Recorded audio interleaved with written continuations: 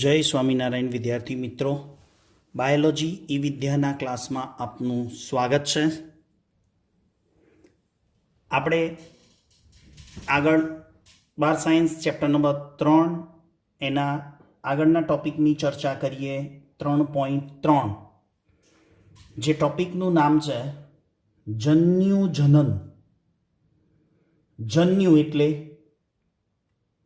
શુક્રકોષ કે અંડકોષ, અથવા નરજન્યુ કે માદાજન્યુ. એટલે આપણે એને પ્રજનન કોષ કહીશું. પ્રજનન કોષનું નિર્માણ, જન્યુઓનું નિર્માણ. પહેલા ચેપ્ટરમાં શીખી ગયા સજીવોનું પ્રજનન. એ ચેપ્ટરની અંદર આપણે શીખી ગયા કે લિંગી પ્રજનનના 3 તબક્કા. 3 તબક્કામાં પહેલો તબક્કો હતો પૂર્વફલન. પૂર્વફલનનો પહેલો પેટા તબક્કો હતો જન્યુ જનન. યાદ આવ્યું? યસ. એ જન્યુ જનન હવે ડીપમાં શીખવાનું છે. પ્રજનન કોષોનું નિર્માણ જેને કહીશું.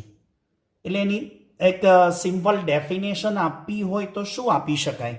એક સામાન્ય વ્યાખ્યા આપવી હોય તો જનન પિંડમાંથી જન્યુ કોષોના સર્જનની સમગ્ર ઘટનાને શું કહેવાય? જન્યુ જનન. જનનપિંડ એટલે શુક્રપિંડ. બીજો જનનપિંડ અંડપિંડ. જનનપિંડમાંથી જન્યુ કોષ એટલે શુક્રપિંડમાંથી શું સર્જાય? બોલો તો શુક્રકોષ. અંડપિંડ છે તો અંડપિંડમાંથી શું સર્જાય? બોલો તો અંડકોષ. હા, તો આ જનનપિંડમાંથી જન્યુ કોષના સર્જનની ઘટનાને શું કહેવાય? જન્યુ જનન. આ એક સળંગ પ્રક્રિયા છે મિત્રો. હવે જનનપિંડ હ્યુમન બોડીમાં, એમાં નરની અંદર જનનપિંડ, જેને આપણે નર જનનપિંડ કહીએ, એ શું છે? શુક્રપિંડ. તો શુક્રપિંડ કોનું નિર્માણ કરશે? શુક્રકોષોનું નિર્માણ કરશે. તો એને આપણે કહીશું શુક્રકોષ જનન. એટલે કે શુક્રપિંડમાંથી શુક્રકોષોનું નિર્માણ થવાની ક્રિયાને શું કહેવાય? શુક્રકોષ જનન. હવે માદા જનનપિંડ કયું છે? અંડપિંડ છે. હવે એ અંડપિંડમાંથી અંડકોષોનું નિર્માણ ક્રિયા એટલે અંડકોષ જનન. તો બે વ્યાખ્યાઓ, આમ તો 3 થાય. એક જન્યુ જનન, બીજી શુક્રકોષ જનન અને ત્રીજી અંડકોષ જનન. ક્લિયર? જન્યુ જનન એટલે જનનપિંડમાંથી જન્યુ કોષોના સર્જનની ઘટનાને જન્યુ જનન. શુક્રકોષ જનન એટલે શુક્રપિંડમાંથી શુક્રકોષોના નિર્માણની ક્રિયાને શુક્રકોષ જનન. અંડકોષ જનન એટલે અંડપિંડમાંથી અંડકોષોના નિર્માણને અંડકોષ જનન કહેવાય. તો આ વ્યાખ્યા સાથે આગળ વધીએ. આપણે પહેલી થિયરી લઈશું, શુક્રકોષ જનન ક્રિયા. કઈ મિત્રો? શુક્રકોષ જનન ક્રિયા સમજાવો. આ શુક્રકોષ જનન પ્રક્રિયા છે ને, એ આખી સમગ્ર પ્રક્રિયા સળંગ છે, પણ એને સળંગ પ્રક્રિયાને આખી સમજવી છે આપણે વિગતવાર. તો એને સમજવા માટે આપણે એના તબક્કાને સમજવા પડે.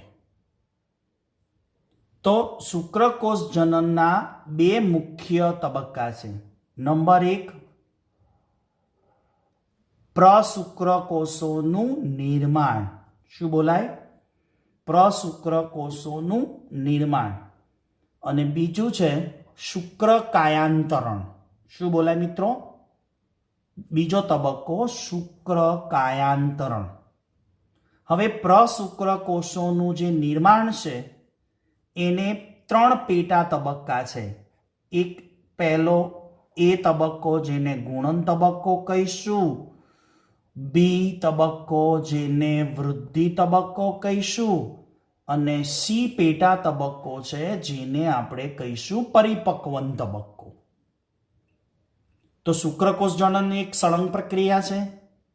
એના મુખ્ય બે તબક્કા, પ્રશુક્રકોષોનું નિર્માણ અને શુક્રકાયાંતરણ. પ્રશુક્રકોષોનું નિર્માણ એના 3 પેટા તબક્કા, 1 ગુણન તબક્કો, 2 વૃદ્ધિ તબક્કો અને 3 પરિપક્વન તબક્કો.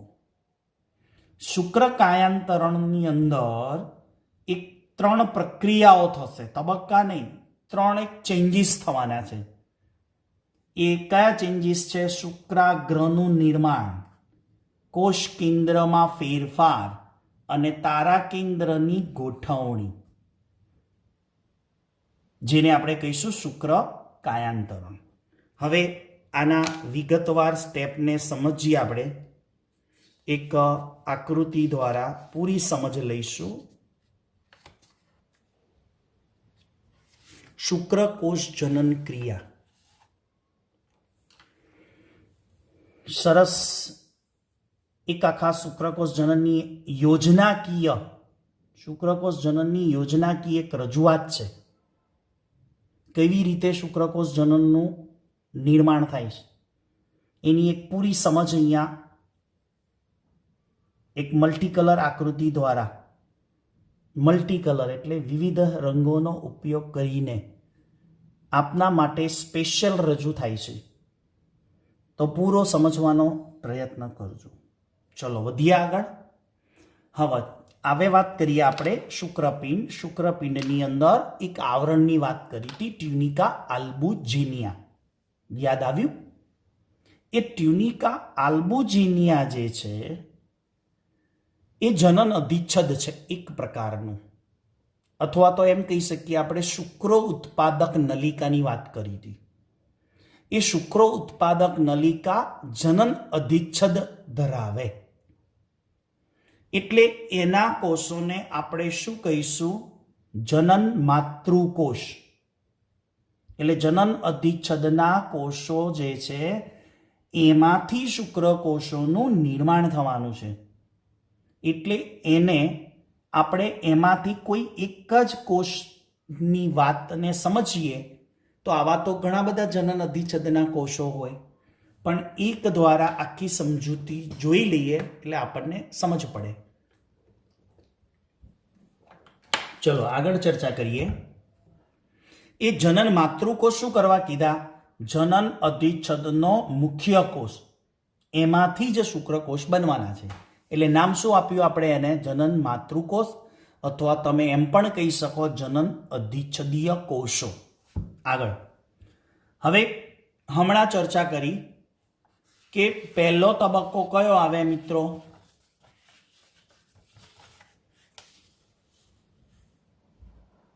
પ્રશુક્રકોષનું નિર્માણ. પ્રશુક્રકોષનું નિર્માણ એના 3 પેટા તબક્કા છે. A ગુણન, B વૃદ્ધિ અને C પરિપક્વન. બરાબર? A ગુણન, B વૃદ્ધિ અને C પરિપક્વન. અને બીજો તબક્કો કયો મેઇન? શુક્રકાયાંતરણ.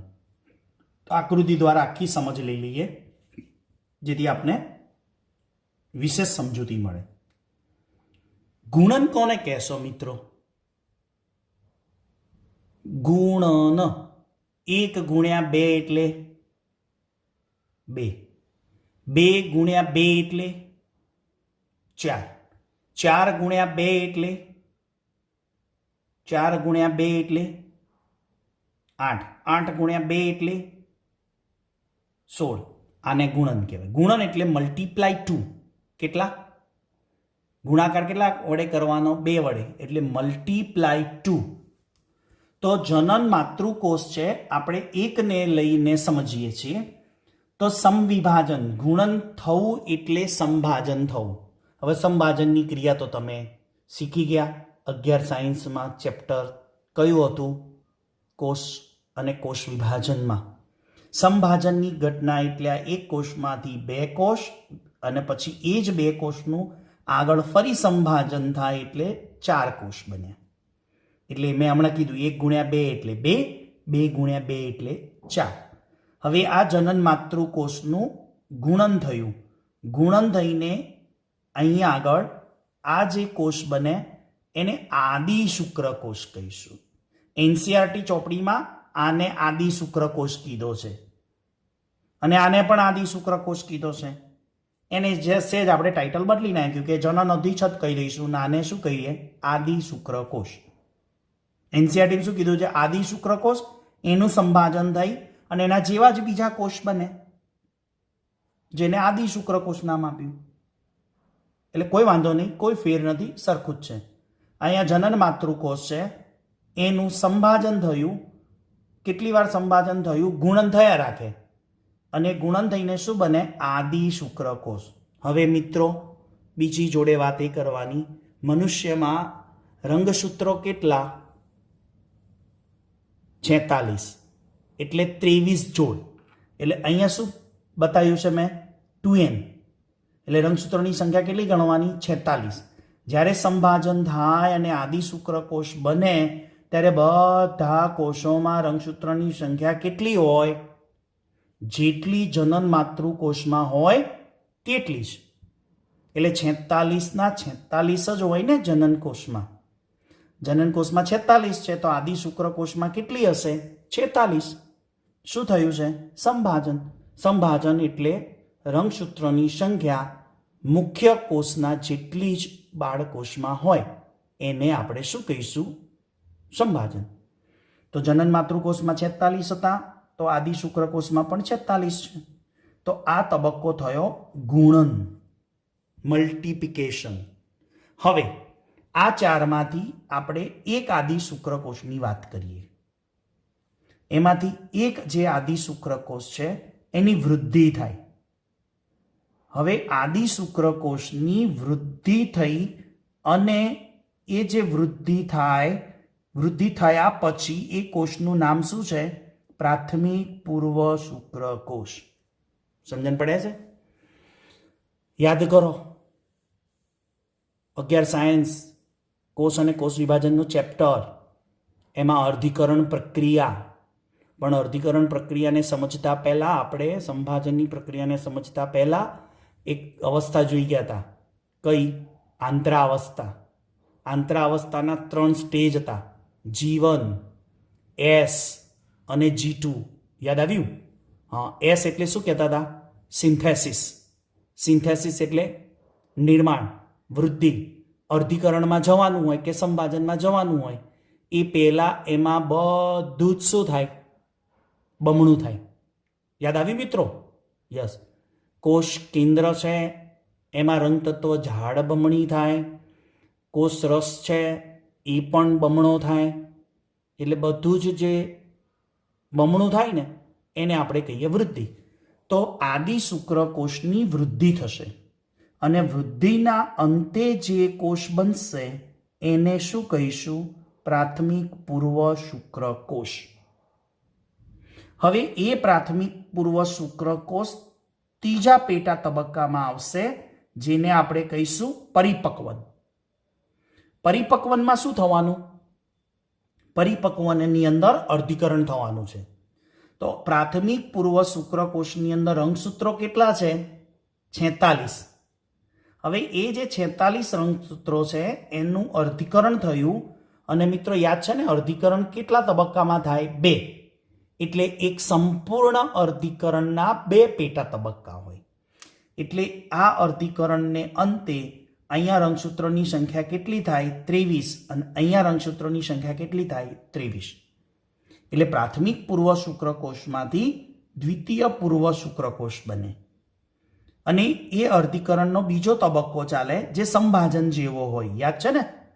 અને ફરીથી રંગસૂત્રોની સંખ્યા એટલી ને એટલી જ અહીંયા રહે, 23, 23, 23. તો પછી દ્વિતીય પૂર્વ શુક્રકોષને હવે શું બોલાય? પ્રશુક્રકોષ. તો જુઓ, એક સિમ્પલ જનન માતૃકોષ હતો આદિ શુક્રકોષ, એમાંથી પ્રશુક્રકોષ બન્યો. એટલે એ તબક્કાનું નામ શું આપ્યું? પ્રશુક્રકોષ નિર્માણ. તો જો જનન માતૃકોષમાંથી આદિ શુક્રકોષ, આદિ શુક્રકોષમાંથી પ્રાથમિક પૂર્વ શુક્રકોષ, પ્રાથમિક પૂર્વ શુક્રકોષમાંથી દ્વિતીય પૂર્વ શુક્રકોષ, દ્વિતીય પૂર્વ શુક્રકોષમાંથી પ્રશુક્રકોષ. આ જે સિક્વન્સ છે ને એ શુક્રકોષની વિકાસ અવસ્થા છે. જનન માતૃકોષમાંથી વિકાસ થઈને આદિ શુક્રકોષ, આદિ શુક્રકોષમાંથી વિકાસ થઈને પ્રાથમિક પૂર્વ શુક્રકોષ, પ્રાથમિક પૂર્વ શુક્રકોષનો વિકાસ થાય ને પછી દ્વિતીય પૂર્વ શુક્રકોષ, દ્વિતીય પૂર્વ શુક્રકોષનું પ્રશુક્રકોષ બને અને પ્રશુક્રકોષમાંથી ફાઇનલી જે ફલનમાં ભાગ લેવાના છે એ શુક્રકોષ કહેવાય.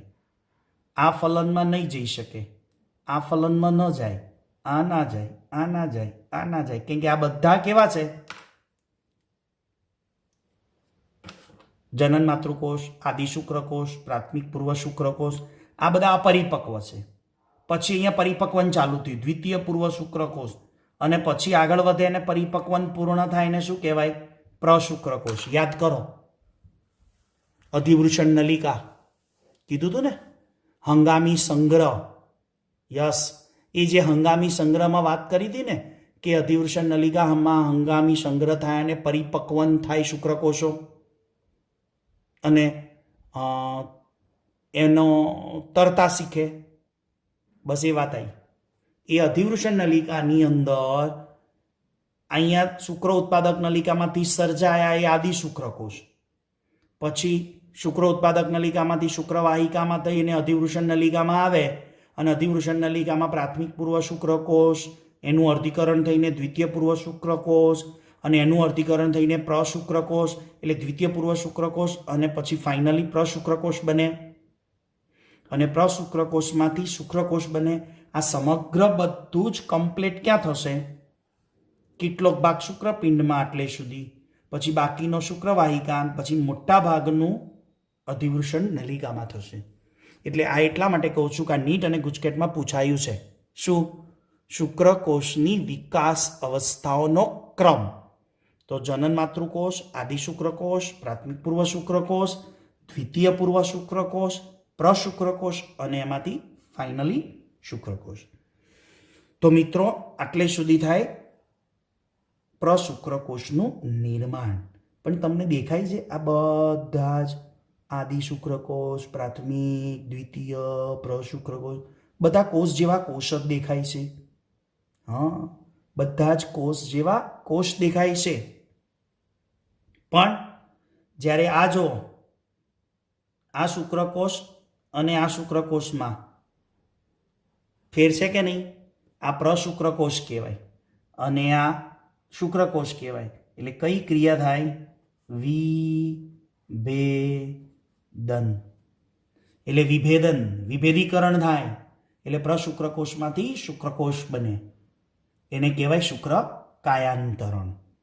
પણ એ જે શુક્ર કાયાંતરણ થાય છે એમાં મેં હમણાં જે કીધું કે ત્રણેક પ્રક્રિયાઓ એની અંદર સમજવાની છે. એ ત્રણ પ્રક્રિયાઓની આપણે સમજૂતી લઈએ ત્યારે ખબર પડે શુક્ર કાયાંતરણ કેવી રીતે થાય છે.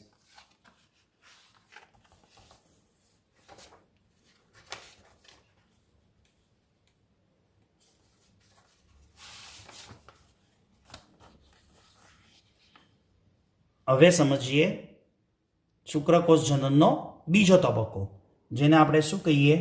શુક્ર કાયાંતરણ. શુક્ર કાયાંતરણની અંદર ખાલી સમજવા માટે છે, એનસીઈઆરટી બુકમાં નથી એટલું.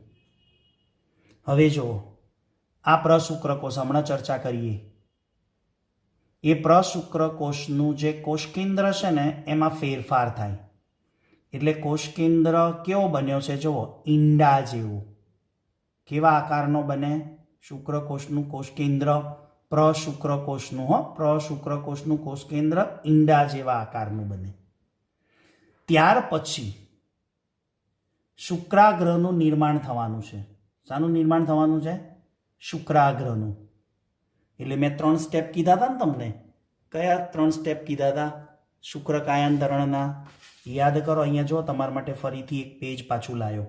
શુક્ર કાયાંતરણમાં પહેલી પ્રક્રિયા કઈ થાય? શુક્રાગ્રહનું નિર્માણ. બીજી પ્રક્રિયા કઈ થશે? કોષ કેન્દ્રમાં ફેરફાર. અને ત્રીજી પ્રક્રિયા કઈ થશે? તારા કેન્દ્રની ગોઠવણી. આગળ તો અહીંયા થયું શુક્રાગ્રહનું નિર્માણ, પણ અહીંયા પહેલી પ્રક્રિયા કોષ કેન્દ્રમાં ફેરફાર, પછી શુક્રાગ્રહનું નિર્માણ થાય. એટલે આને મેં બીજો નંબર આપી દીધો છે, ખરેખર પહેલો છે.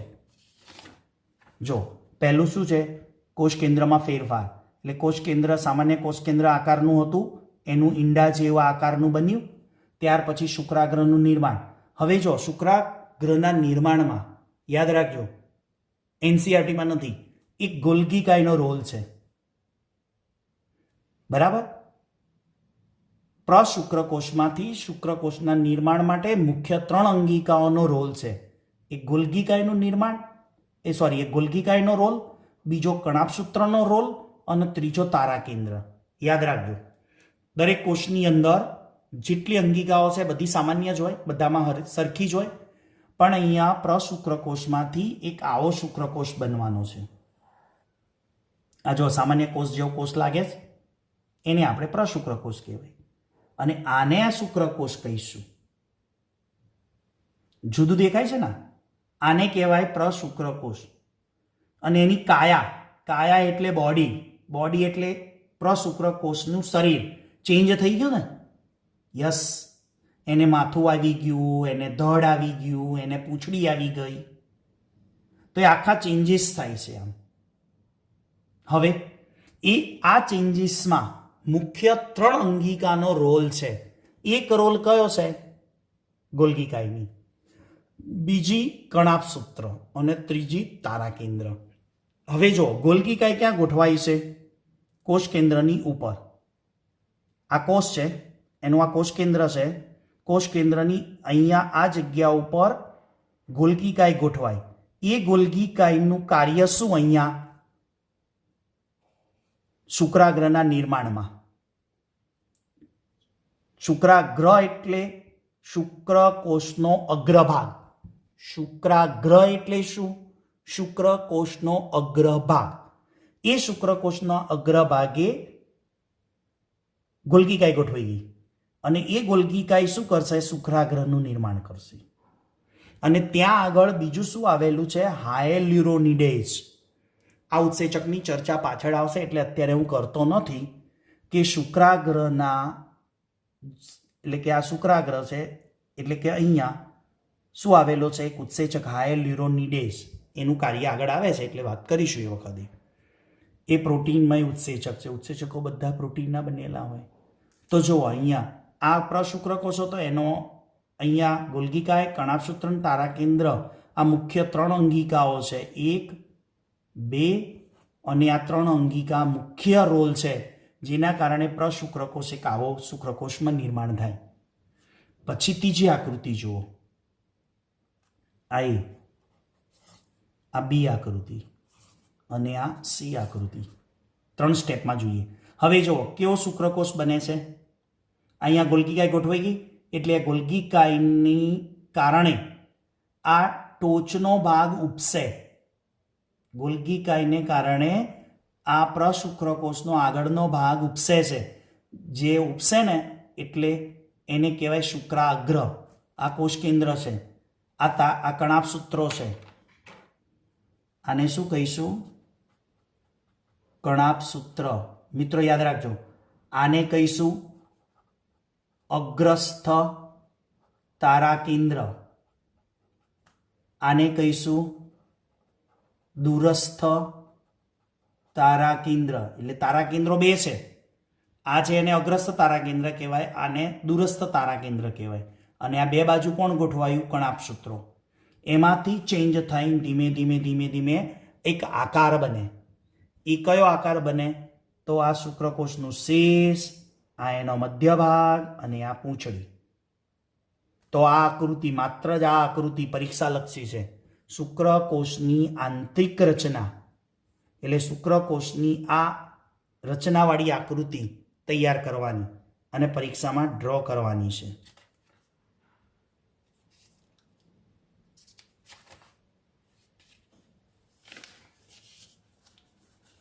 એટલે તમારે આકૃતિ શુક્રકોષની દોરવાની થશે. અહીંયા જુઓ,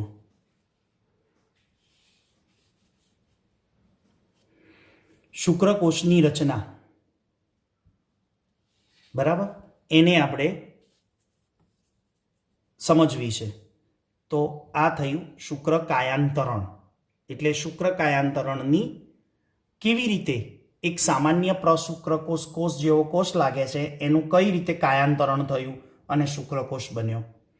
હવેના નેક્સ્ટ વિડીયો લેક્ચરમાં આ શુક્રકોષની આ ત્રણેય ભાગની પૂરેપૂરી સમજ મેળવીશું. ત્યાં સુધી જય સ્વામિનારાયણ.